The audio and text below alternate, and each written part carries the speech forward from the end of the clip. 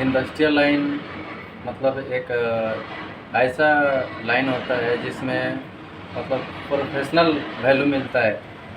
किसी भी इंसान को अगर अपना उस मुकाम तक पहुंचना है तो आपको सबसे पहले अपने हौसले और बुलंदी के साथ आगे बढ़ना ज़रूरी है। इसके लिए मैं पहले एक हेल्पर था। हेल्पर से एक टेक्नीशियन तक का सफ़र कैसा रहा वो मैं सभी वीडियो में बनाते आ रहा हूँ और आपको पता है कि मैं कितना मेहनत करके अभी यहाँ तक आया। जैसे कि मैं अपने मेहनत के बदौलत आज यहाँ हूँ और मुझे काफ़ी अच्छा लगता है ये सब काम करके। और इंडस्ट्री में मेरे को ज़्यादा दिन काम करके नहीं हो गया, 1 साल ही हो गया काम करके, लेकिन 1 साल में मैं कुछ ऐसा ईमानदारी के साथ और जुनून के साथ मेहनत किया।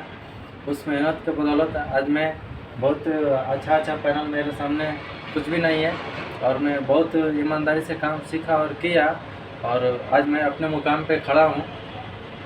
आज मैं किसी भी पैनल आरएलसी रहने दो, पीएलसी रहने दो, एपीएफसी रहने दो, कुछ भी रहने दो, मैं सबका मेंटेनेंस भरपूर तरीके से कर लेता हूँ। और पीएलसी पैनल नया बनाने का मुझे बहुत बढ़िया से आता है और मैं बना सकता हूँ, मुझे इतना तो गर्व है। और अभी जो ये सामने आपको पैनल दिख रहा है, इस पैनल को हमने ही बनाया है और ये पीएलसी पैनल है। तो इस वीडियो में, आज के इस वीडियो में जानेंगे कि पीएलसी पैनल जो है, प्रोग्रामेबल लॉजिक कंट्रोलर, इस पैनल के द्वारा हम बड़े बड़े मशीन चलाएंगे। और चलाने से पहले अभी आपको मैं पैनल का पूरा डिटेल्स बताता हूँ, ये कैसे वायरिंग हुआ है और क्या क्या कंपोनेंट लगा है। तो बने रहिए इस वीडियो में और देखते रहिए, वीडियो बहुत अच्छा होने वाला है। तो बिना स्किप किए बिना अगर आप वीडियो देखेंगे तो बहुत बढ़िया से समझ आएगा। तो चलिए वीडियो को शुरुआत करते हैं। ये 3 फेस हमने 3 फेस का, ये मतलब 3 फेस बोले तो RYB के लिए बस बार लगाया है और इस बस बार के सहारे हमने पूरा पैनल को लाइट लिया है। जो भी मोटर का कनेक्शन के लिए हम MCB और कंटेक्टर और रिले और जो पावर एलिमेंट्स लगाया है वो सबको कनेक्शन देने के लिए हम इधर 3 फेस सप्लाई हम इधर से प्रोवाइड करते हैं। और 3 फेस प्रोवाइड करने के बाद हमारा इधर से टैप करके एक एक वायर, देखो इधर R का वायर है, इधर Y का वायर है, इधर B का वायर है। आपको इधर रेडियम से पता चल रहा होगा, जो बस बार के अंदर हमने पीला कलर का, लाल कलर का, ब्लू कलर का ट्यूब डाला है, उससे पता हो जाएगा कि कौन सा फेस में हम, कौन सा बस बार में कौन सा फेस दिया है, उसको देख के पता हो जाता है अभी। तो इधर से 3 फेस हमने एक एक वायर टैप करके हमने तीनों में से एक एक फेस ला के इधर MCB में देते हैं। ये MCB में देते हैं और इधर 3 पोल का MCB लगाए। 3 पोल में हमने 3 फेस दिया। तो जितना हमको मोटर है, मोटर के हिसाब से हमको अभी 5 मोटर का वायरिंग करने का है। तो 5 मोटर का वायरिंग करने के लिए हमने 1 2 3 4 5 पाँचों मोटर हमारा 3 फेस का है। इसके लिए हमने 3 फेस का 3 पोल का MCB हमने 5 लगा लिया, 1 2 3 4 5, ये 5 MCB हमने लगा लिया। MCB लगाने के बाद हम इधर बस बार से 3 फेस उठा के हम इसमें दे देंगे MCB में। MCB में आपको दिख रहा होगा RYB, मतलब 3 फेस आपको दिख रहा होगा R1 Y1 B1। अब इधर MCB से हमको क्या होता है, आउट करके जो नंबर निकलता है ये R2 Y2 B2 हो जाता है। ये R2 Y2 B2 अभी ये हमारा डायरेक्ट ऑनलाइन स्टार्टर है, इसको देते हैं कंडक्टर को। ये कंडक्टर को देने के बाद ये हमारा यहाँ से 3 फेस इन होके इधर निकल जाता है और रिले को जाता है, इधर रिले को जाता है और रिले से जो निकलता है इधर डायरेक्ट आ जाता है हमारा इसमें। तो आपको फिर बहुत बढ़िया से समझा देता हूँ मैं। MCB से निकला, कंडक्टर को दिया 3 फेस और कंडक्टर को देने के बाद ये ओवरलोड रिले को दिया। रिले को देने के बाद इसमें पावर एलिमेंट्स में दे दिया। यहाँ से हमारा फील्ड में मोटर को कनेक्शन जाता है। तो 5 मोटर के लिए 1 2 3 4 5, ये 5 मोटर के लिए हमने पावर एलिमेंट्स लगा रखा है। इधर से हमारा फील्ड से जो भी वायर आएगा 3 फेस, इसको हम इधर इन कर सकते हैं और इधर से हमारा चला जाएगा। अभी इसी लाइन में इतना सारा हमको ये जो हम कनेक्टर लगा कर रखा है, ये कनेक्टर क्या है, ये जो आपको दिख रहा होगा, देखो इधर बहुत बढ़िया से दिखा रहा हूँ आपको। ये जो नंबर है ये PLC से जो हमारा नंबर आ रहा है इनपुट का, जो फील्ड में जो भी हमारा कंपोनेंट लगेगा, तो फील्ड में कंपोनेंट लगेगा तो ये हमारा हल्डिंग कनेक्टर की जो भी वायर है, इसमें हल्डिंग कनेक्टर का फैसिलिटी हमने दिया है। जैसे कि आप देख रहे हैं ये हल्डिंग कनेक्टर है सभी। ये हल्डिंग कनेक्टर 24 पिन का हल्डिंग कनेक्टर है।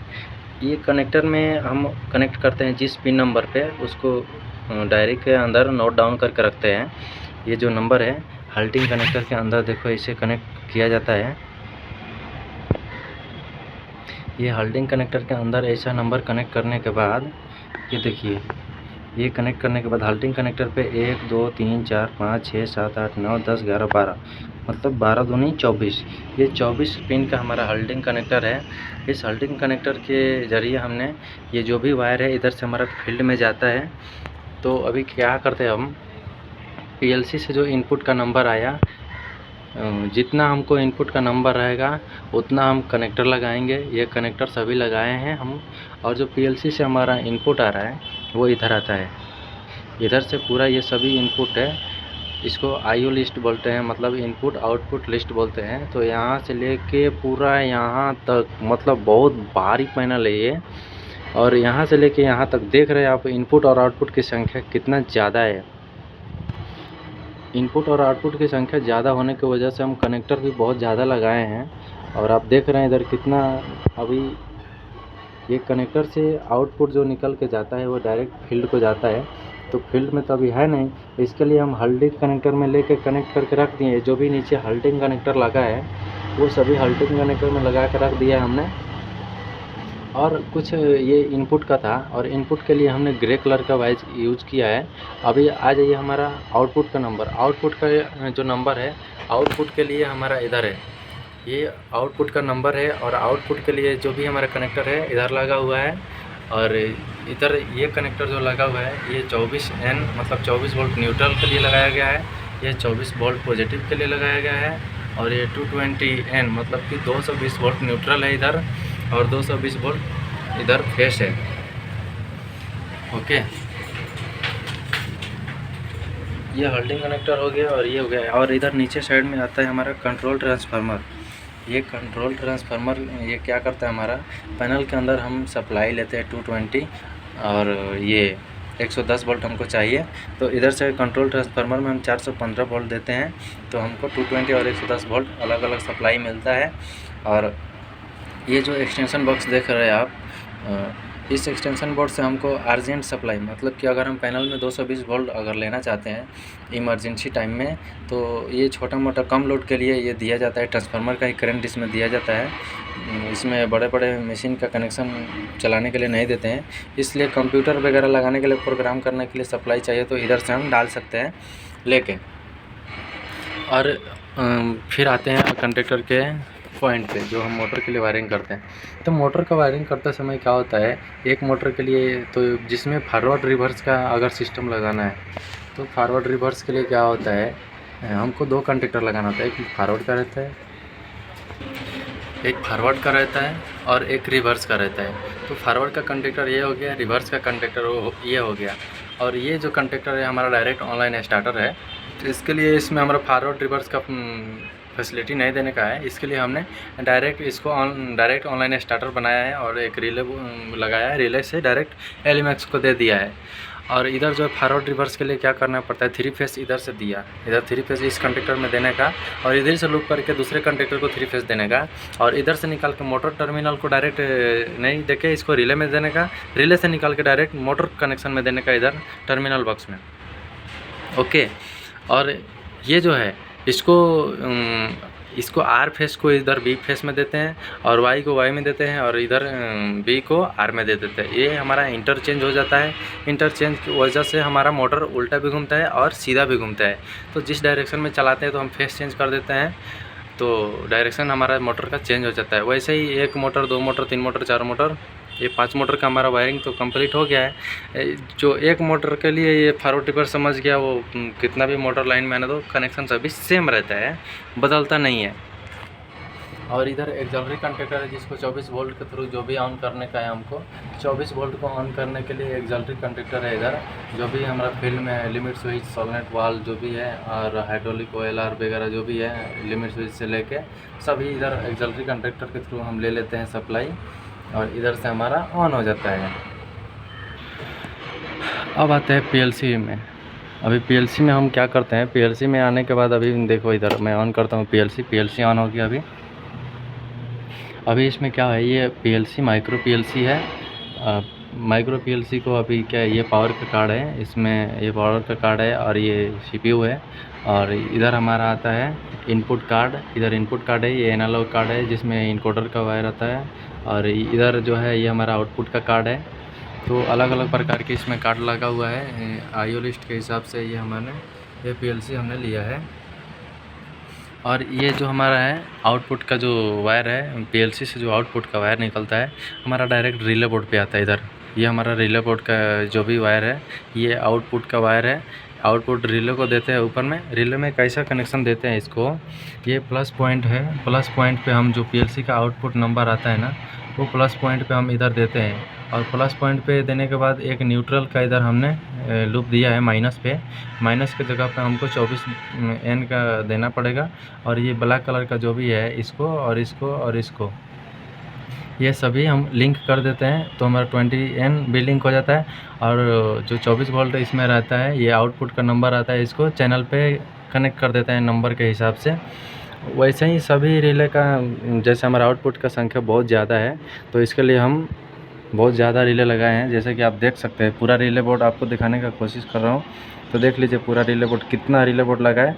जैसे कि एक रिले बोर्ड का आप कनेक्शन बहुत बिल्कुल आसान तरीके से समझ जाइए। देख के मैं जूम करके दिखा देता हूँ तो पूरा रिले बोर्ड का कनेक्शन आप समझ जाएंगे। इधर से हमारा आउटपुट का नंबर आएगा, इस पर कनेक्ट हो जाएगा। ये रिले बोर्ड से डायरेक्ट जितना वोल्ट का हमको सप्लाई चाहिए उतना इधर देने का, नीचे कॉमन छोड़ के इसके ऊपर 0-1 पे देने का। P1 से हमारा जो भी है सप्लाई इन होगा, आउट होगा इधर से Y1 बोल के इधर जो दिया है P1 पॉइंट पे देने का। पहला P1 पॉइंट पे हम 24 P सप्लाई देंगे तो हमारा 24 वोल्ट का जो भी कंडक्टर ऑन करने का रहेगा तो इधर हम सप्लाई देंगे। ये सप्लाई जिधर ले जाकर कंडक्टर के काइल में देंगे वो हमारा ऑन हो जाएगा।